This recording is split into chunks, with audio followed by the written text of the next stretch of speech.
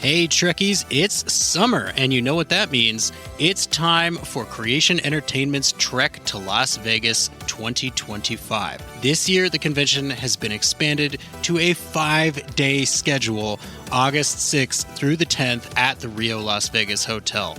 Meet all your favorite Star Trek pros in one place, and hey, maybe you swing by Vic's Lounge and you see our panel. It's a great way to meet people in person and have some fun with your fellow Trekkies. If you can't make it to Star Trek Las Vegas, of course, there's also other events around the country this year. Trek to Orlando, August 23rd through 24th. There's the Trek to New Jersey, September 6th and 7th. And finally, the Trek to Chicago, November 22nd and 23rd. We're looking forward to meeting as many of you as we can this year. So make sure that you get ready to trek to Las Vegas. This is Anson Mount, and you're listening to Open Pike Night, the most tenacious podcast I've ever met.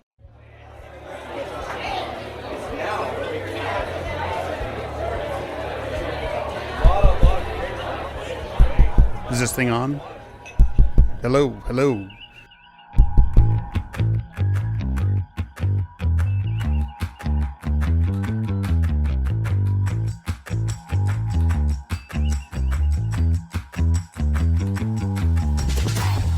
Welcome to Open Pike Night.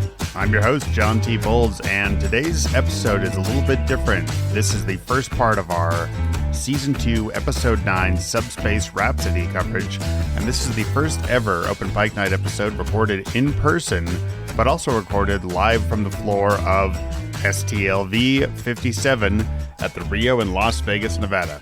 As you're listening to this episode, please take a moment to consider joining our Patreon. For as little as $2 a month. You get a bunch of bonus content, and you get entered to win an apron designed by Open Pike Night that has been signed by almost the entire Strange New Worlds cast. Your donations very much help us keep our podcast independent and keep it ad-free. And we especially want to thank our 25-minute set supporters, Pam, Mark, Morhana, and Steve, for helping us get to STLV to be able to bring you content like this and experience what a true Star Trek convention is like. We stand in solidarity with the WGA and SAG-AFTRA and call on the AMPTP to get back to the table and work out a fair deal now. A fair deal that pays people for the hard work they do and the talent they bring to the screen. It was not an executive in an office who made Subspace Rhapsody possible. It was the writers, it was the musicians, it was the performers. They make this possible. Let them make a living. Everybody deserves a good living. You heard him at the opening of the episode. That's right, we got him. Stick around. Now, enjoy the first ever live, in-person Open Pike Night from STLV 57. Welcome to Open Pike Night. I'm your host, John T. Bowles, here tonight live for the very first time. All three Open Pike Night hosts recording together from STLV 57 in Las Vegas, Nevada at the Rio Hotel. And we're here to talk about Episode 9, Subspace Rhapsody of Strange New Worlds Season 2. With me today are my co-hosts, Jesse. That's right, John. I am having a blast at my first ever trip to Vegas, as well as my first ever Star Trek Las Vegas con. These are our people.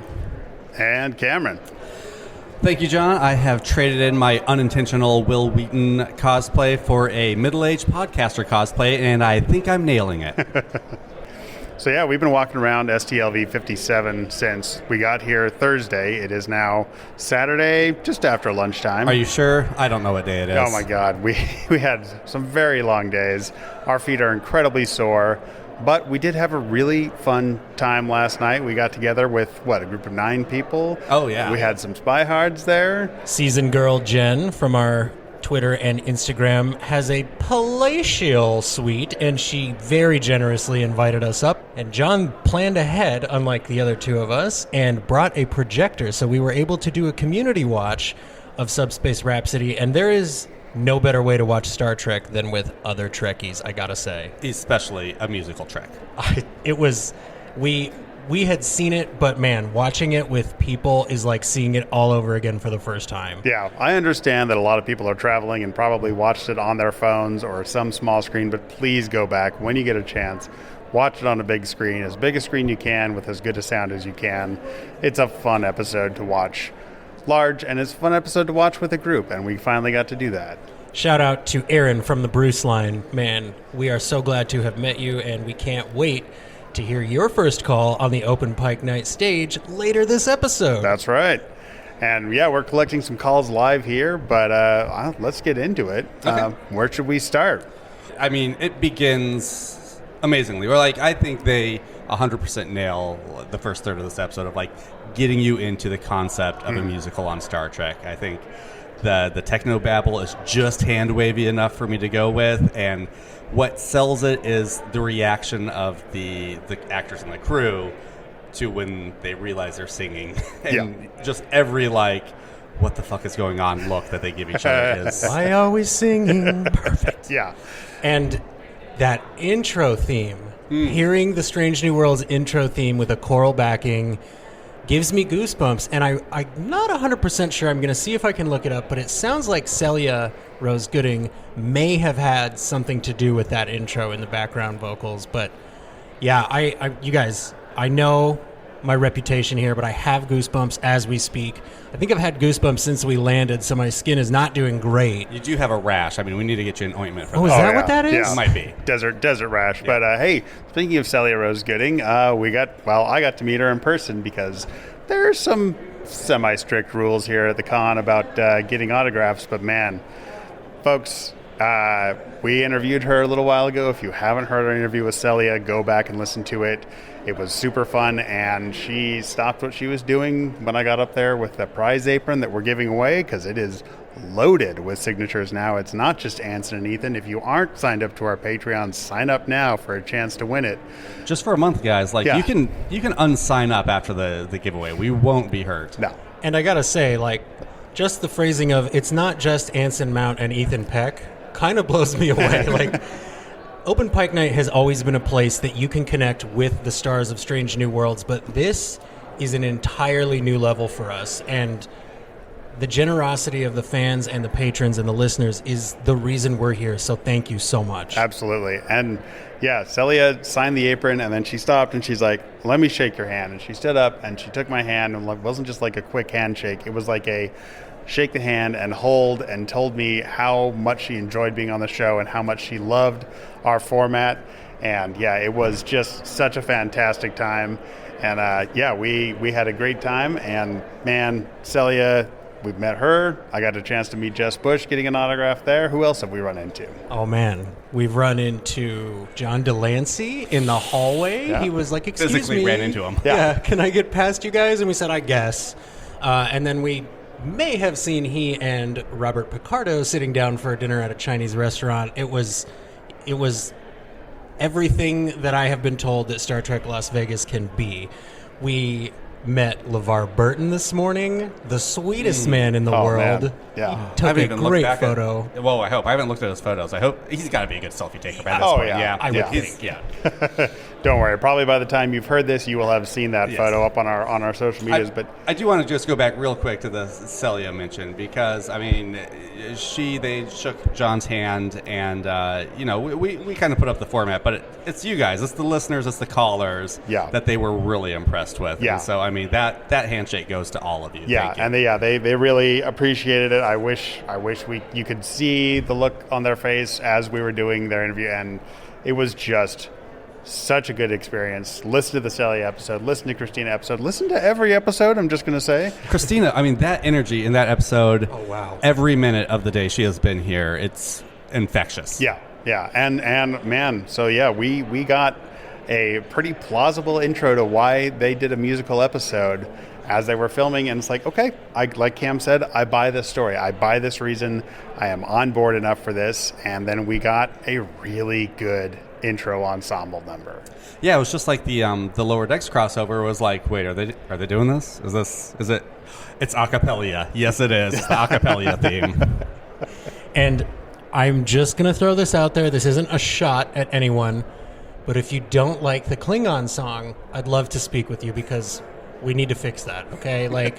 And in case you didn't notice, that was Bruce effing Horak in the Klingon makeup, which, yes, we called literal months ago. You can take it, Jesse. You called that. I called that literal months ago. And happy birthday as we're recording, Bruce. We just sang to him at his booth. That was a moment. Yeah, that was super fun. And, we said, we just wanted to stop and wish you happy birthday. And we're like, we're not going to sing to you. And he just stood back and folded his arms. Like, okay, then we are going to sing to you. When Bruce Horak dares you to sing him happy birthday, there is only one way to solve that. Absolutely. So, we'll probably get into a ranking or a favorite song list later on in the episode. But let's just go beat by beat because we had a great intro. And then, I like... the level of technobabble and the way they tried to solve it, which escalated, it just worked as far as the reasons for the story to happen the way it did. It was fun. Just to verbatim quote Jim Kirk, I like the way you explained that. I almost understood it. Yeah. And that's all I needed for this episode. And to get some more out of Carol Kane's Pelia, she's an absolute gem, right? But the line of, well, if it looks like a zipper, that begs the question, yes. Might it work like a zipper? Oh, yeah.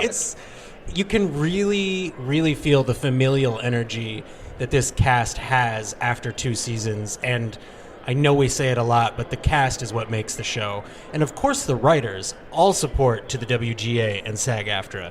Yeah, and it was fun because this episode also gave us some pairings we haven't seen before, starting with the Una and Kirk scene. And their conversation leading to their number. It's like, this is kind of fun. This is not something I expected to ever see on Strange New Worlds. That is one small bump I had. It's a musical episode. I'm not too concerned about the rules, but they do say the rules are it operates like a musical, and when you're emotional, you sing. And I'm like, are these 2 first officers talking about first officer duties more emotional than La'an confessing time crimes to Kirk? I don't know about that, but okay, I get it. I know why it's there. Yeah. It was a fun song. I did appreciate the addition to Una's legacy as the first officer because Jim Kirk basically tells her, hey, my brother Sam says I should be more like you.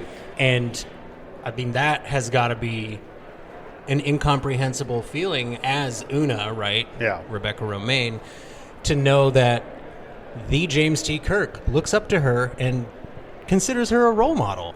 Yeah, and the first time I watched it, the line confused me because he said, Sam said you're the first officer. I should be like, wait, is Sam saying it's the first officer Sam should be like? I watched it 3 times and still couldn't unravel that knot.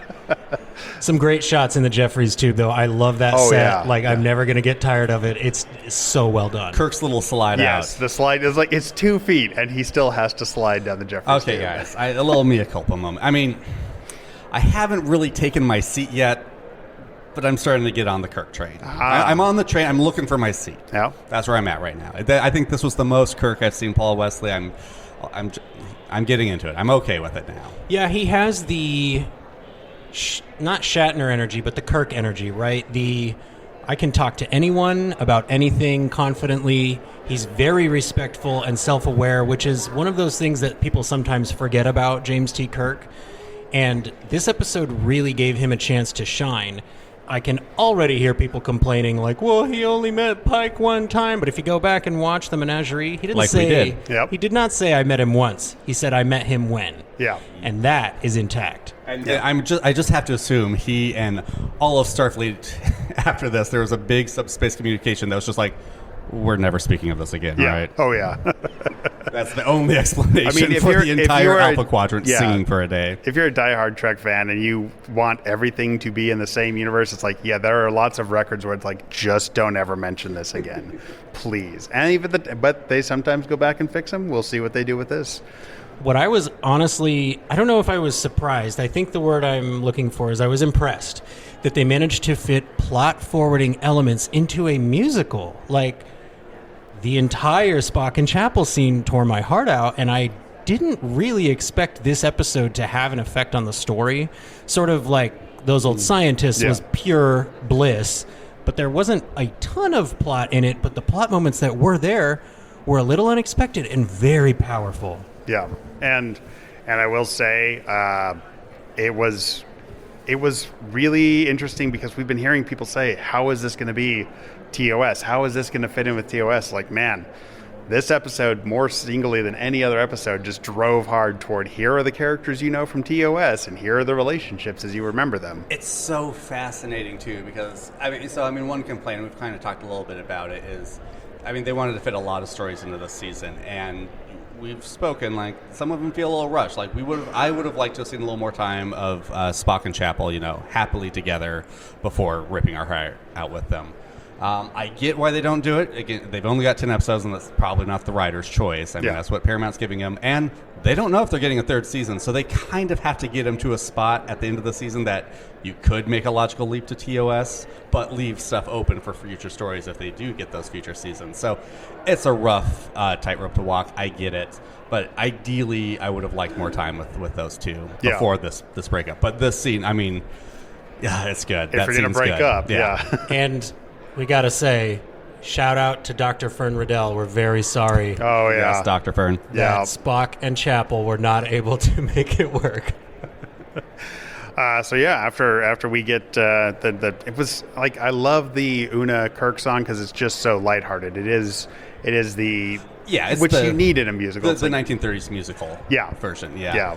And Paul Wesley can sing. Yeah. The whole cast, right? Like no one dropped the ball. There was probably some voice lessons, but it was nobody dropped the ball, and there were a couple people that kind of surprised me a little. I just was like, I didn't know. Yeah, who were your big surprises? Oh man, Ethan Peck, like with a voice, with a speaking voice like that, you know that he understands, especially the way he inhabits the Leonard Nimoy Spock.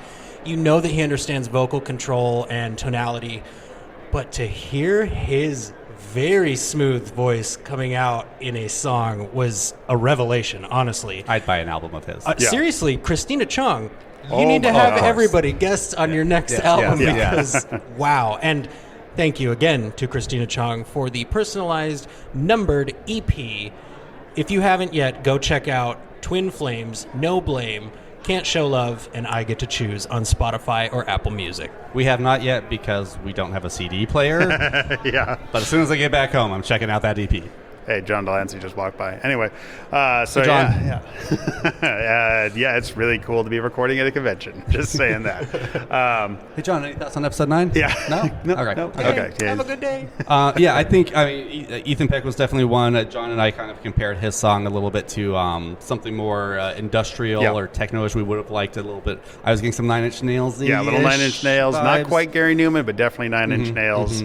It just needed a little more of a driving beat or some kind of, like, when you're in engineering, use engineering as your soundtrack. Yeah, use the engines you're standing around as your soundtrack. But, man, I got to say, the song is a little bit long, but La'an's song after she sees Paul and Una, like, man, this is Kirk and Una. This is an amazing song. Yeah, the emotion in her voice is, La'an doesn't always get to show emotion, and she doesn't always get to speak to how she truly feels, and that's sort of her central theme in this episode, and I'm so grateful that we have been given this gift. Supposedly there were some plans for a Star Trek musical episode back in the 90s, and either the network or the room just kind of shook their head and dismissed it, so I'm really happy to be alive while this one is airing because, like I said, it's a gift. It really is. Yeah. Yeah, so Ethan, great. Jess Bush, I think, kind of surprised me. I loved her song. I don't know how much vocal range she has, but that register she was singing in, I dug it. That was good. Definitely made for her. And that's that moment where everybody's emotions are heightened, and she looks directly at Spock while she sings her final line, and we don't even get a response. Spock just turns around and leaves the room. And for those of you looking for TOS Spock, this is the episode that gets him closer than any other so far. He basically says it. There's a moment where he's saying, I've got to be more logical, that he looks a lot like Leonard Nimoy. I don't know if it's the lighting, but I could have been projecting. Just on that subplot real quick, Chapel and Spock's relationship is just so teenagery. You're going to be gone 3 months, okay? Look, me and my girlfriend, I went to college, we broke up, we got back together. Okay, it's fine. Yeah. You two, such teenagers. And then just the plot beat of Uhura being like, hey, Spock, why don't you go get emotionally just beat up, for science. Oh, gosh, it's so fit good. Perfectly. It's so good. And then to have Uhura dancing along while he's being broken up with, and then feel bad. It's like, okay, it is a good contrast. Like, yeah, we don't necessarily have control over ourselves in this episode, which again works. It's like, I know a lot of people probably think this episode is ridiculous. I know people loved it. I know people hated it. It's okay. Well, it's something we're talking about. And, I've heard is a lot of people who thought they were going to hate it, who maybe didn't love it, but were like, it's better than I thought it would be. Yeah. It was all right. And, newsflash, every episode of Star Trek is a little ridiculous, and some people love it, and some people hate it. So I feel this fits perfectly into the Star Trek universe. Yeah, for sure. And I do like that. I love the plot line of La'an discovering, we're revealing like deeper secrets when we sing. Like, this is a security risk. Like, that's great. That like really, have fun with it. Have fun with what's going on. And just like, this is a problem, because when people sing in musicals, they tell a lot of secrets. And I don't know if it was a surprise, but I was so grateful to get some singing out of Carol Kane's Pelia. Yeah. That woman knows what she's doing, like just a consummate professional. And I gotta assume it was like the most fun anybody ever had on set for this show. Like, you can really feel the energy from everyone. Oh yeah, yeah. All right. Well, speaking of that, Jesse, I know we might disagree here. Anson Mount felt a little low energy this episode, and I think some of that might have been choice. Like, he's just annoyed this whole episode, and a lot of that's funny. And I get, look, I can make sense of it. He's had a rough couple of weeks. Oh, my God. His good friend and chief medical officer might have murdered someone a week ago, and he's having issues with the girlfriend. I get it. He had time travelers 2 weeks before that. Like, no wonder he's annoyed. But I can't help. I mean, he's talked about, spending a lot of weekends training for this episode, and he just had a kid. I can't help but feel maybe a little bit of that exhaustion came through in this performance. Yeah. Well, honestly, and you're right, we do disagree a little there, but I really just feel like that further serves to humanize the paragon that is Anson Mount and fair. Captain Pike. And it, there's very few things that I'm not grateful for in any episode of Star Trek. And this one, I don't know that I can find one. I mean, there are songs I wish we had gotten. I mean, maybe a Kirk Brothers song. Yes. It kind of felt like they were setting one up. Yes. But Sam, Kirk, Dan Janot was just an absolute joy. I mean, the very subtle sibling rivalry looks that they shoot each other are so true to life. Mm-hmm. And that is a heavy ask to step into those kind of shoes, and I feel like both actors really pull it off. Mm-hmm. Yeah. I wonder if they get a chance to hang out a lot when they're on set, or if they actually, I don't really strike, neither of them strikes me as like totally method, right. But it's like, do they like go out and do drinking contests or something like that, just to keep one-upping each other. That'd be good, yeah. Maybe karaoke. Yeah, to that degree, I mean, I think that was John's idea to get like a guest on type of like one-upping each other's song between the two brothers. I think that would have been good. I would have loved to seen like a kind of a Jets versus Sharks moment between engineering and science or something. Ooh, yeah. Oh, yeah. Because this is my big problem with the episode. I think the episode works, but the way I've kind of described it is, while those old scientists is kind of better than it has any right to be, right? Like, it's a crossover of those two shows promises us hijinks, but we got something way much more. We got an episode about something with a lot of emotion. Yeah. I think you can say the same thing about the Barbie movie recently. Way better than a Barbie movie has any right to be. D&D, way better. It transcended the premise. I think this episode nailed the premise, but it didn't really go further. And that I can see where it could have been, though. I wanted the whole end. For me, it's the end. Yeah. The problem is the whole end is about. Uhura says it like, these songs are driving us apart. With the spaces between us, Pike says, like, we're only seeing the spaces. You see the connections.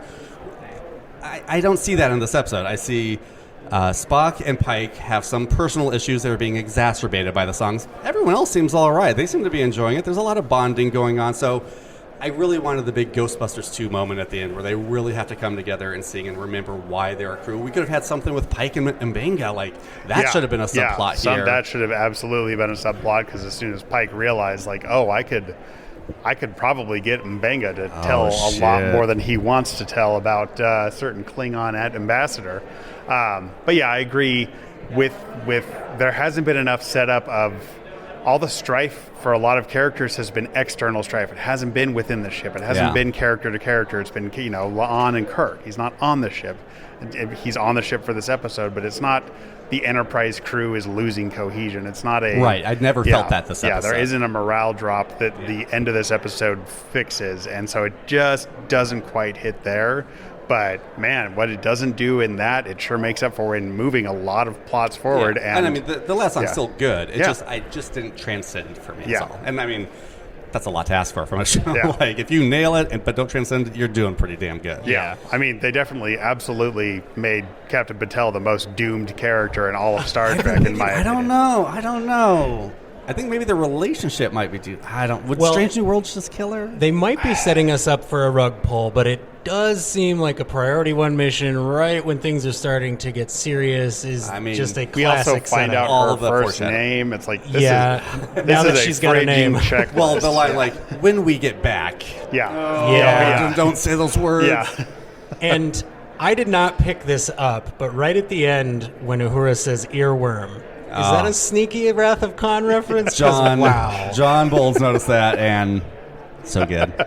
I'm standing by it. The earworm is absolutely a Wrath of Khan reference, and The other scene that I wish we could have gotten, and I do super appreciate Rebecca Romaine's delivery of explaining how good Admiral April's voice was. Surprisingly good. I would love to have seen April do a number, even if it was, for just a little interstitial. But the tone and the timing of the comedy in this show continues to be so good because it does not overwhelm the plot or anything that's going on. It's just enough to keep you feeling like you know these people, and these are probably the jokes you would crack at them if you were on the bridge.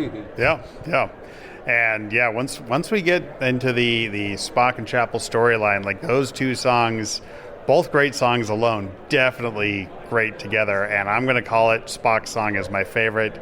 Both the style of the music and the lyric, I've calculated for Y and ending with I'm the X. I'm like, man, you got a math joke layered on top of a relationship joke. Like, that is just premium lyric writing for a musical. We've got to get those songwriters on the show after the season.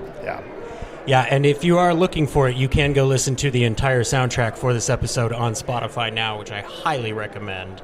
Now, picking a favorite has always been a difficult thing for me, of course. I do love the Spock song, and I know that this is the chalk answer, but Uhura's number in engineering at the end, I mean, the lungs on this person. Celia is a gift, and the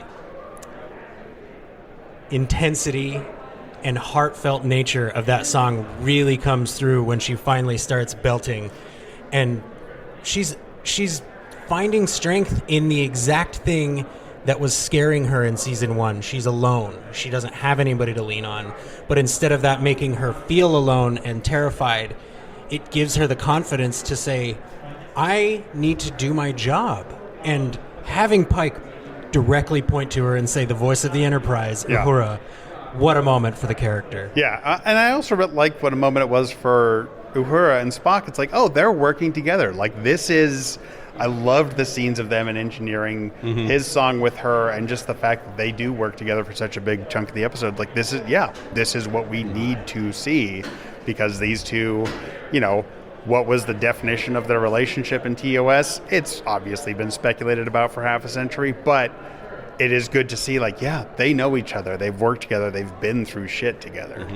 Yeah, I was a little torn at first. I remember watching this and being like, why doesn't Uhura have a song? Doesn't Celia have a Grammy? And then she has her big song at the end, and you're like, oh yeah, they're amazing. And so I was kind of like, I kind of wished it maybe would have relied on them a little bit more throughout, but I get it. Like, if you start with Celia Rose Gooding and their performance, the rest of the cast might not shine. So maybe save them for the big finale. Right. I get it. If you started with them, then it would have to be a this character is going through the ship and being the impetus for the songs to start all around the ship. It would have been still a musical. It's a different type of musical. It would have been an Uhura episode. Right, exactly. Which I'm not against, but I fully understand why they did it the way they did it. When you have an ensemble like this, you need to get everyone involved. I mean, even the dancing red shirts. I love the dancing red shirts. Yeah. I better see some dancing red shirts at the next next Star Trek Las Vegas. We're standing in a big long hallway right now. It's perfect for people to do a big dance routine down. Although I will say, it is really crowded here. I went out to get the microphones that Cam and Jesse are using right now from the car, and it was, I think something had just gotten out into the main theater because it was like forcing my way through the busiest train station I've ever been in. If you come to Star Trek Las Vegas next year, you come for Thursday. Yes, come Thursday, be there Thursday morning. Easiest day to get autographs, meet and greets, all of that. Yeah. Good insoles, core exercise, a lot of core exercises and lower back exercises before you come. There goes LeVar. Yep, there goes LeVar. Good to meet you today, LeVar. Yeah, thank you. Yeah. And just... also LeVar's handler. Big Strange New Worlds fan. Yeah. Loved our My Name Is, I Fly the Ship shirts and stickers. Yeah, we gave him a handful. While I was going to go get your guys' microphones, I ran into 5 people who, there's shirt shout-outs and giving out the stickers. That's so cool. We have seen people here, not to brag, literally wearing Mortega's shirts from our shop, and there is no way really to describe that feeling. You know, when we started this show, we've said it before, we thought, let's do a quick little 10-week thing, and it has turned into so much more. To run into people here that recognize our show, I never thought that would happen in real life. I figured, listeners, we love you, and you're very familiar to us, and you're always very gracious. But to see strangers go, oh yeah, I've heard of you guys, or oh yeah, I listen to you guys, I'm beside myself. Yeah, we've met listeners here. We have made new friends here. We have we finally got to meet Melissa Navia in person. Yeah, and it was fantastic. That is a whole story in and of itself that you will get. Yes, and that was an amazing experience. Do not have any doubt that we and Mortegas are a thing that's going to be around for a while, because it was a 3-hour wait to get Melissa's autograph. People want Mortegas. Yeah. And shout out to Joey, her handler. He was incredibly nice. One of the nicest that we've met so far. And that doesn't really surprise me, because Melissa really just seems to attract positivity and genuine people to her. So thank you again to both Joey and Melissa. I like the Ortegas didn't have a song, but that she was part of so many of the ensembles, and her facial expressions. Everybody did great. I'm singing but really confused as to why expressions. Ortegas and Mitchell with the synchronized button. That might be my single favorite moment of the episode. Also, just getting to see Jenna Mitchell in the captain's chair in the background out of focus. If you remember our interview with Rong Fu, she talks about that. Yeah. This was the scene. Yep. So cool. Very cool. And should we leave it off here? And let's get some calls. Get some calls and hear some voices, and we'll be back a little later to do some more episode 9 discussion. That's right. And just a reminder, listeners who normally call in, we're just doing the con voices for this episode. We will do another episode 9 episode with all your calls later, because there's so much to talk about with this episode. And we have been getting calls. We have seen them coming in. There's a singing one, right? Yes, there is a singing call in, at least one. So thank you all for calling. I know we got at least one new contact on the contact form. So enjoy this. We have your recordings. Your voices will be heard on the Open Pike Night stage. And we will be back a little later after we hear these calls. Nice. Viva Las Pike Night.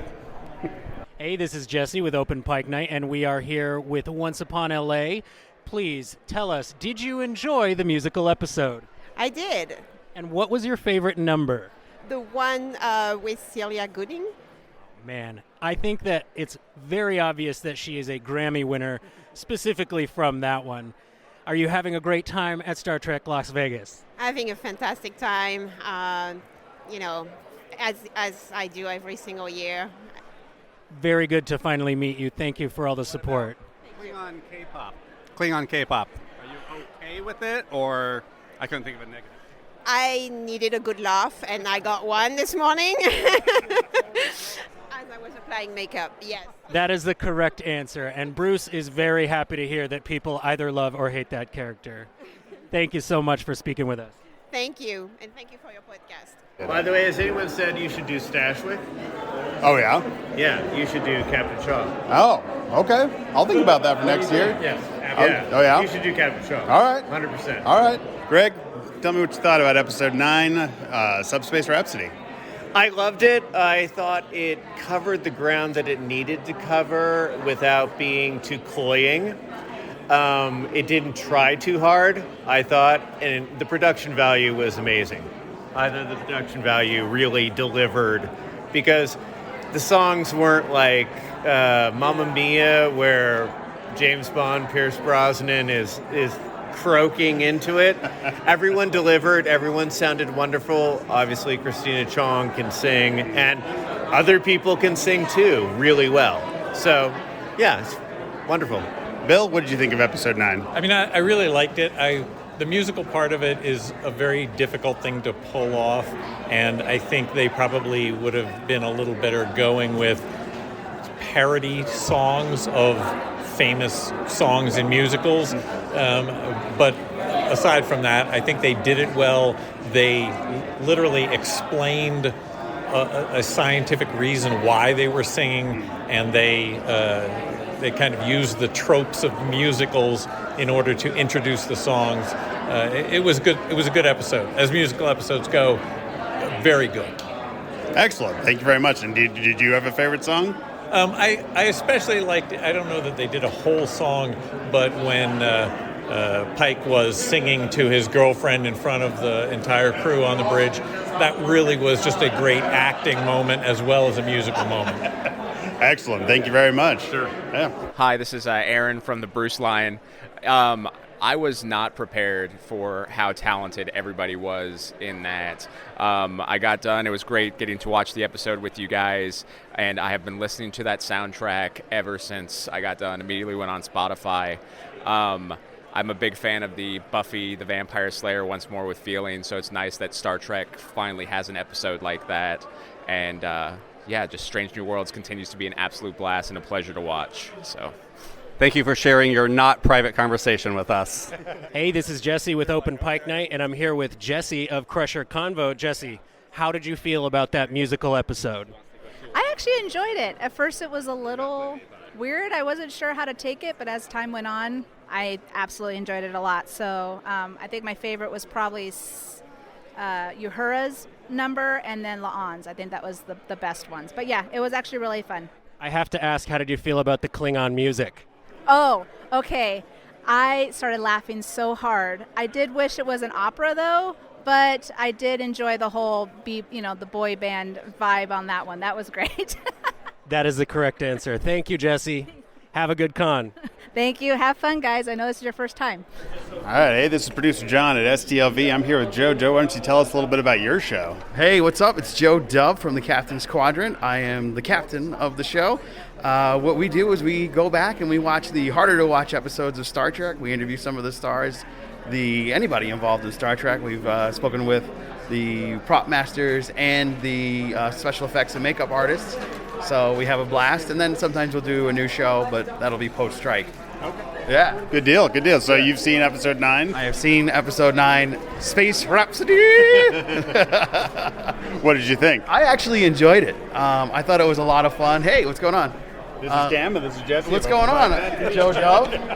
Pleasure. Good to meet you, yeah. Pleasure, yeah. I actually enjoyed it. I liked the musicals because it made sense. It was a subspace, anomaly that caused it.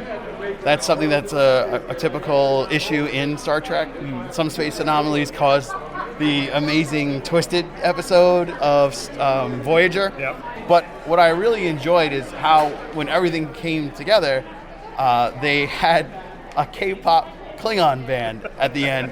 And I just found out that was actually Bruce Horrick playing. Yeah. All right, Scott. From Spy Hards, the last person who talked into this microphone was Anson Mount. How does that make you feel? Special. I wish I had his hair. Scott, stop licking the microphone. I'm sniffing it. I think you'll find. So what did you think of episode 9? My initial reaction was it's better than I thought it would be, and somehow some of those songs are stuck in my head. I didn't think I'd be saying I'd have earworms about anything other than The Wrath of Khan. All right. So overall, are you a musical fan? Yes, sir. And how is this compared to watching a full stage musical?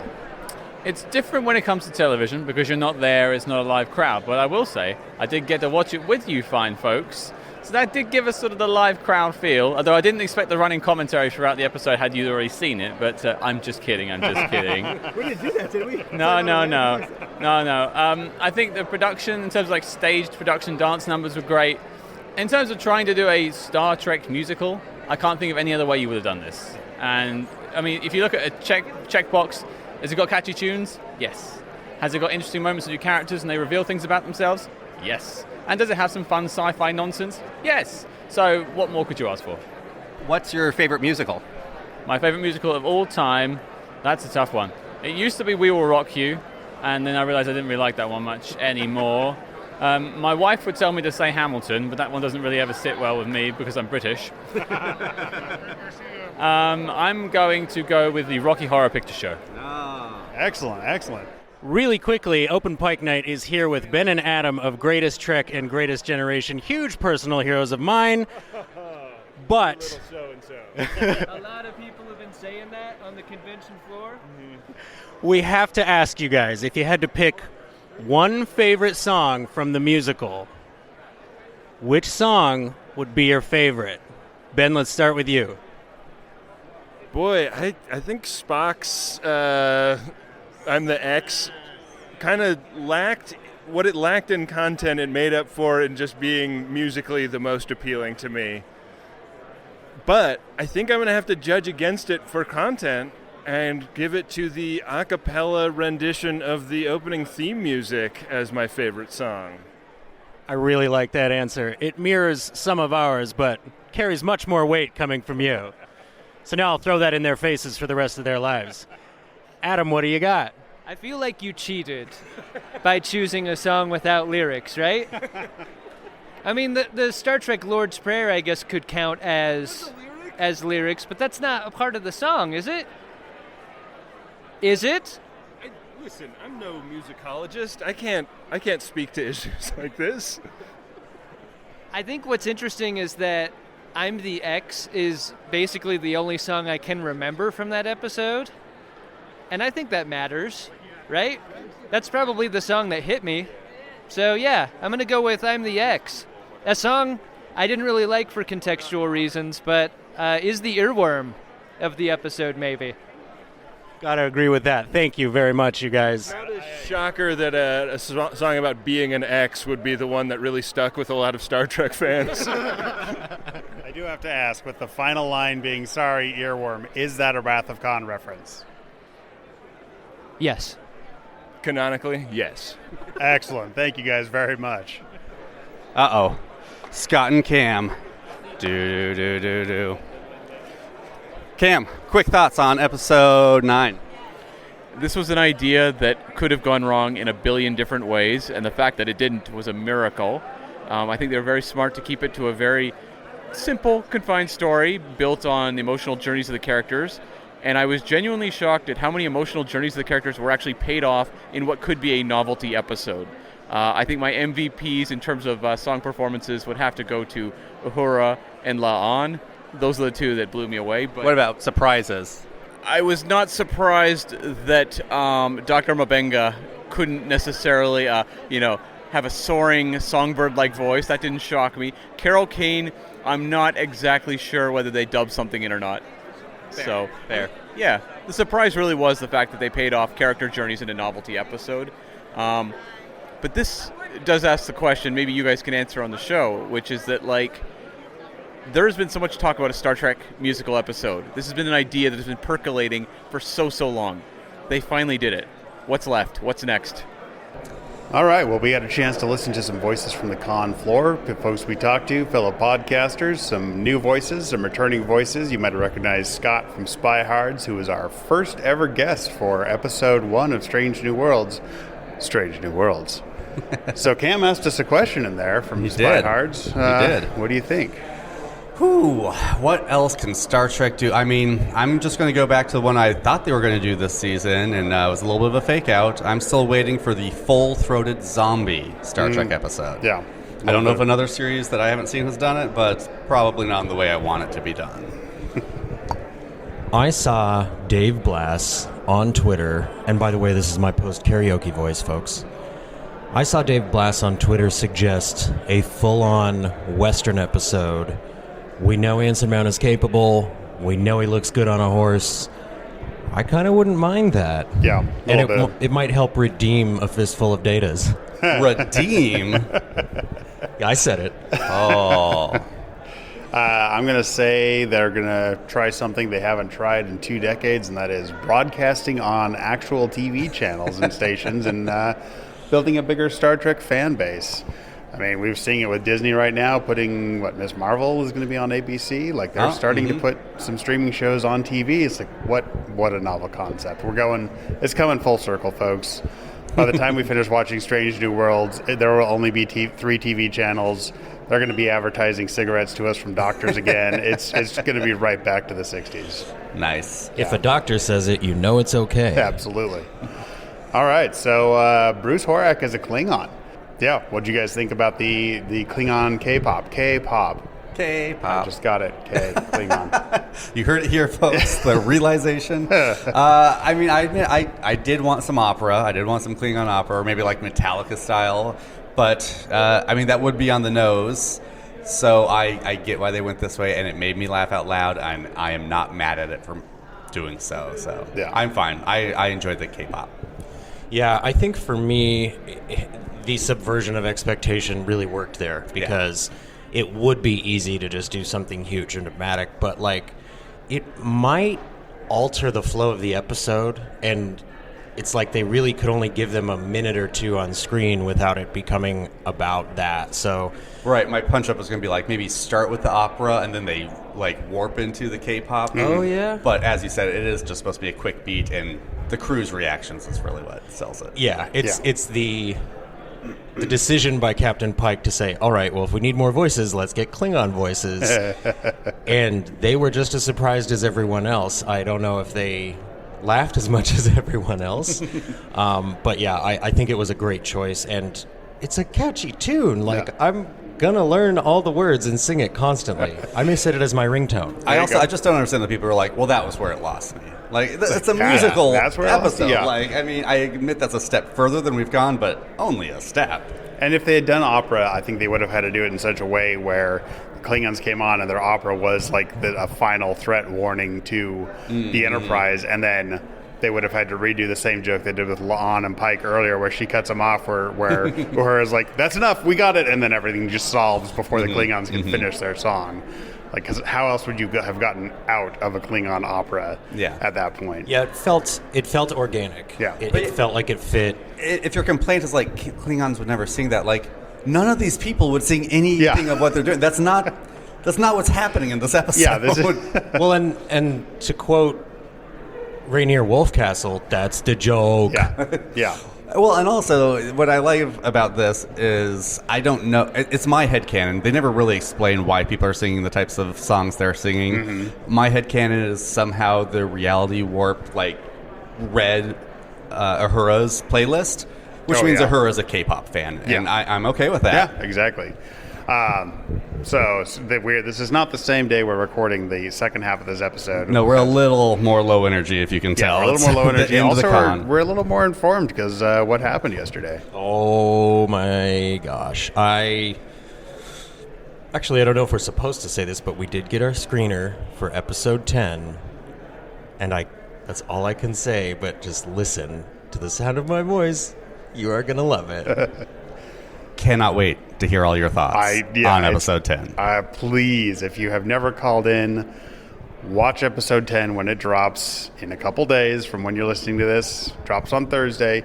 Please call in. We want to hear as many voices as possible. It is hell of an end of a season. And, man, I got to say, it was really fun being able to watch at least one Strange New Worlds episode with all the Open Pike Night crew in the same room. Yeah, boy.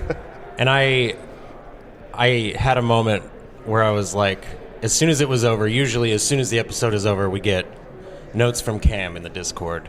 I think this is the only episode that I've ever watched with Cam where he stood up and went, no notes. No notes. Yep. Yeah. So keep an eye out for that. And yes, we do have a bunch of calls from folks in the in the Open Pike Night email for our normal format. We will do a longer episode 9 episode shortly. I'm sure we have great calls in there. We always do with the list of folks who have sent stuff in. It's like, oh yeah, we know it's going to be a good discussion. Yeah, and we'll get maybe we'll get a good musical savvy guest for that one who can maybe break it down for us more than we could. Yeah. Oh yeah, that's a good call. We know some musical guests now that we've been through 2 seasons of Open Pike Night. True. Yeah. So yeah, something else has happened between last time I recorded and now is we got taken into a back hallway of this convention center. Sat down by a man wearing a glorious belt buckle and some cowboy boots that could kick our asses. Fancy cowboy boots. And we had about 10 minutes to speak with him, and we really appreciate the generosity. So why don't you enjoy this short Open Pike Night interview with Anson Mount? All right. Hey, Open Pike Night listeners, this is producer John, and we are here at STLV with Anson Mount. We are sitting back in, looks like a table storage area. If you can hear a little hum behind us, it's a nice semi-quiet area to have a conversation. Anson, we appreciate you being with us. Oh, yeah, man. It's my pleasure. It's good to see you guys. It's good to see you, too. We've been trying to chase down an interview with you for a while. Thank you for getting us on that junket. Yeah, totally. Yeah. So how's the convention going so far? It's I really like this convention. Yeah. I've always liked this convention because it's just more chill. You know, you can feel it. There's more of a sense of ownership over the convention by the fans, whereas in a lot of these places, it can feel like the commercialism is sort of in your face the whole time, and people can kind of feel a little bit herded around. But this one is just, it's really relaxed, and you get the sense that there is less degrees of separation between people. Excellent. We can speak to that directly. We have run into a few of your castmates, and there's been nothing but generosity with time, and really, this is a huge experience for all of us. It's our first time here, and you're setting the bar pretty high for us, sir. Good. Well, I wanted to ask about your podcast. How's that been going lately? Good. You know, I mean, it's being a father. It's gotten hard to make the time. Because I've also, when I do get free time these days, I've been trying to spend it in the Pottery studio. Yeah. But no, I've got a couple episodes I'm about to dive into the editing on, and one is with Rod Lurie, who I was just texting with about his time when he was in the middle of pre-production on The Outpost, and got the call that his son had a massive cardiac embolism. Oh. And had to fly from Bulgaria not knowing anything. And his son passed. And then his daughter told him that he had to go back and finish the movie. Yeah. And so, I'm just getting choked up right now thinking about it, because I knew Hunter. And then I also have an interview that I managed to get with Anthony Hopkins when we just finished working together on The Virtuoso. And unfortunately, that one got cut short because of my schedule, and I'd been building up to ask him about his music composition, and we never quite got there. But I did get the story behind the creation of Hannibal Lecter. So there you go. That's cool. There you go. Look forward to hearing it. So, your pottery studio, what are you trying anything new? What are you exploring right now with your pottery? I'm trying different forms. Yeah. You know, I'm going through some.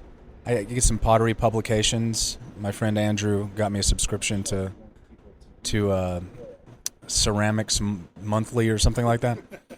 And so I just go through that, and I find a form that looks cool and see if I can give it a shot. And also learning about ergonomics, which is when you start making things with handles, you start to learn that handles are not as simple as they look.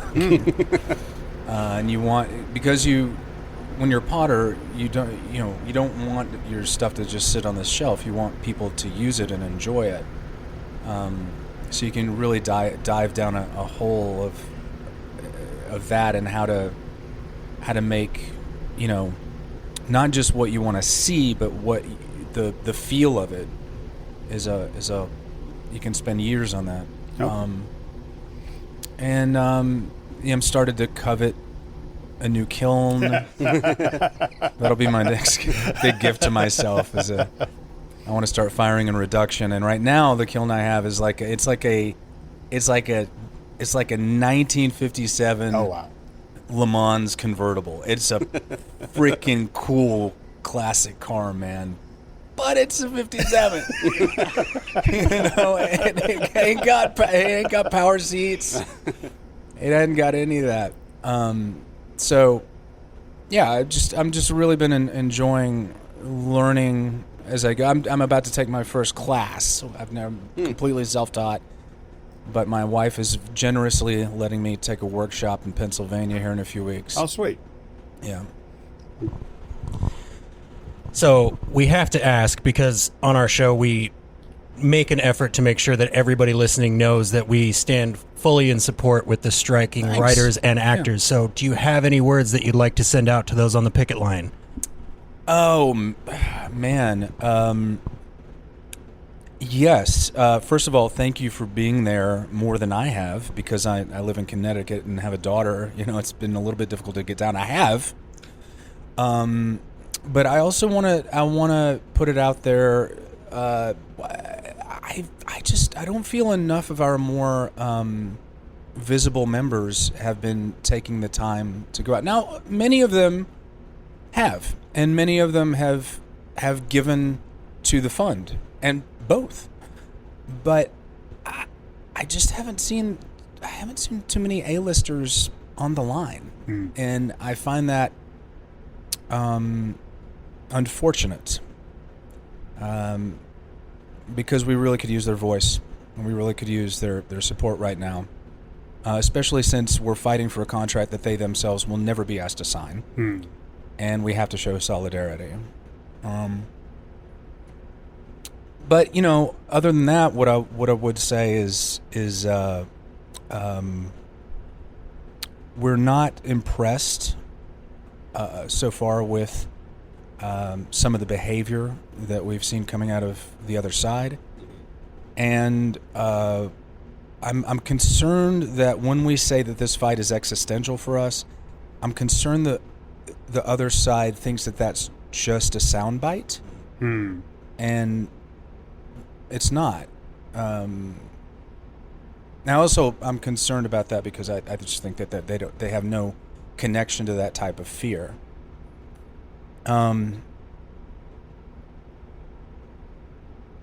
the business, it reminds me that the business has changed so quickly in a particular way, and that is, I was talking to Anthony Rapp about this. He's on, he's an officer in our union, and it's only recently that entertainment, or Hollywood entertainment, has become a global growth industry. It was never a global growth industry. It was a maintenance industry. There's only so many TVs. But now, with vertical integration and these global conglomerates and share prices, they're squeezing the little guys. It's the classic story. And right now, the AMPTP is going to fall apart. It just is. Everybody knows it. I think they know it. They cannot possibly stick together because Apple and Amazon are in a completely different world than the other streamers. Yeah. And the reason that they're different is because entertainment accounts for maybe 0.25% of their overall income. They could wait this thing out forever and never blink twice.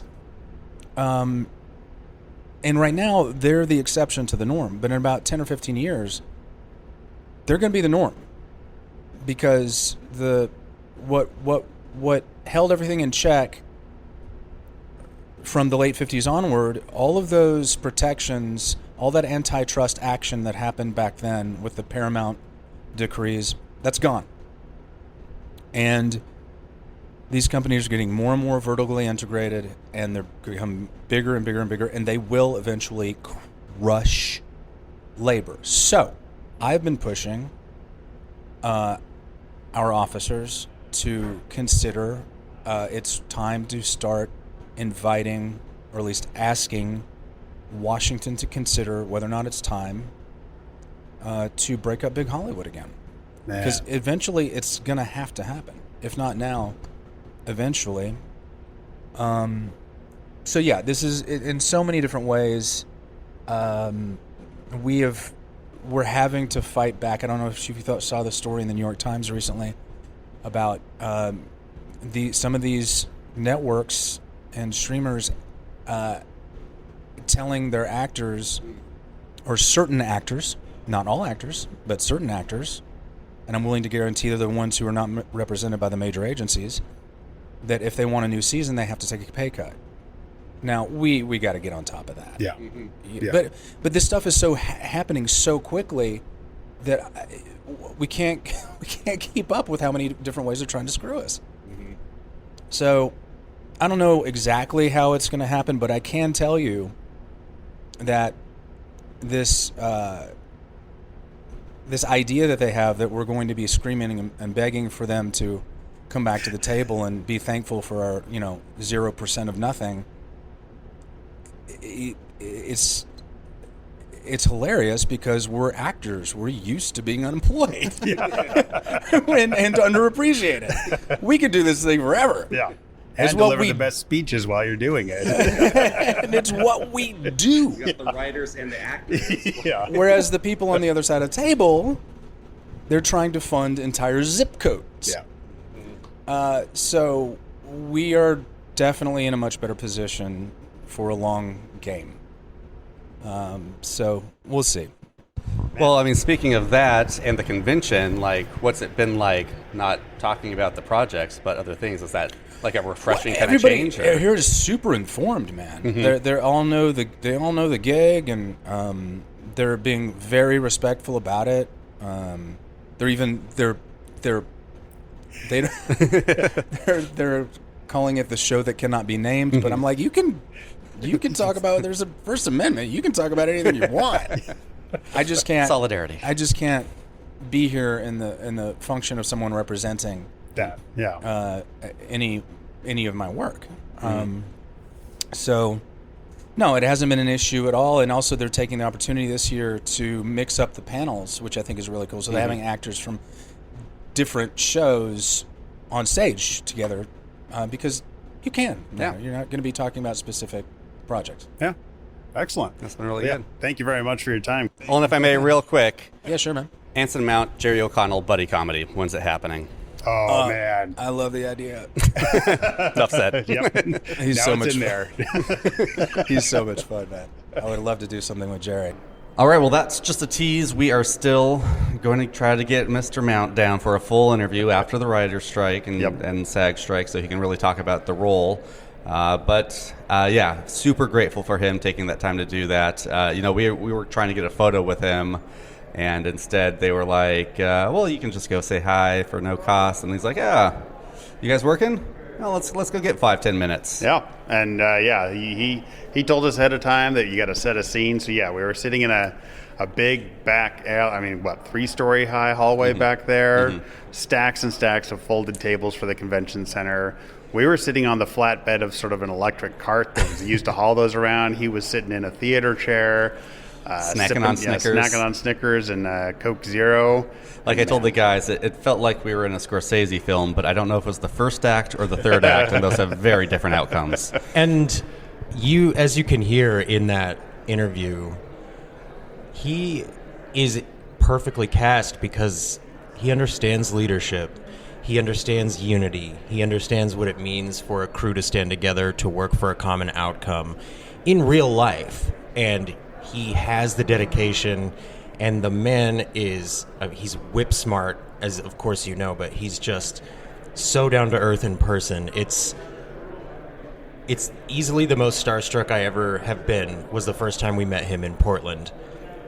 But sitting directly across from him, having him look us in the eye and just speak to us as, another person was a truly humbling experience. And there's no amount of thanks that we can ever give to Anson Mount and to his handler, Christy. For awesome. making that happen. We deeply, deeply appreciate that. Yeah. So, I think my closing thoughts on this convention and little episode 9 recap, understand that all the talent and celebrities here are very hungry every time you meet them. But man, it was great to meet so many old friends, so many new friends, so many online friends, and actually get to meet them in real life. And it was really great just to see so much love for Star Trek. And, for the episode comparison rating, this is difficult, but Oh man. I have to say, Season 2 does its job every time it steps up to the plate, which is build on Season 1, add a little more meat to that bone, and this episode wouldn't work without Episode 9 of Season 1. So yeah, I think I have to pick this one because of that, and because it is something we haven't seen before to this level in Trek. And you guys, I was tapping my toe the whole episode. I'm learning the lyrics to the songs. It's a meaningful episode, and it has a lot of plot forwarding moments, which kind of surprised me. So I'm just going to pick this one again to keep the streak going. Yeah. It is a very, I would say if you compare the episodes Season 1 to Season 2, this is probably one of the most just completely different episodes in style or tone or theme or focus. I mean, it really is you can't compare this to All Those Who Wander very easily. I mean, in one, Bruce Horak dies a noble and devastating death, and in this one, he sings K-pop. So, pretty different. Yeah, pretty different. So. We're starting the campaign. Actually, I'm sure a lot of fans have started this campaign. Make Bruce Horak the new Jeffrey Combs. Yeah. But also bring in Jeffrey Combs to Strange New Worlds. Yeah, exactly. Have there be a torch passing scene, literally some kind of torch passing between, I don't know, you could hand him a little hand beacon. Yeah, between two Vulcans or something, who knows. But I'm going to have to, I'm going to have to choose Season 2 as well.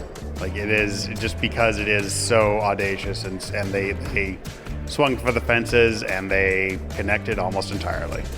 Yeah, Season 2. Yeah. I mean, I like a lot about Episode 9, a lot. But I had my issues. And I think this one could have hit a little stronger at the end, but it's just so much fun. Yeah. It's so much fun. Yeah. And just wait for Episode 10. Oh man. My God. Well, thank you everybody for listening. We are going to go to a cabana party because it's Las Vegas and that's what you do. Mm-hmm. So we'll be back at our relative computers next time you hear us. But for now, you can go anywhere you want, but you can't stay here. And what happens here stays here. It's very confusing. Oh.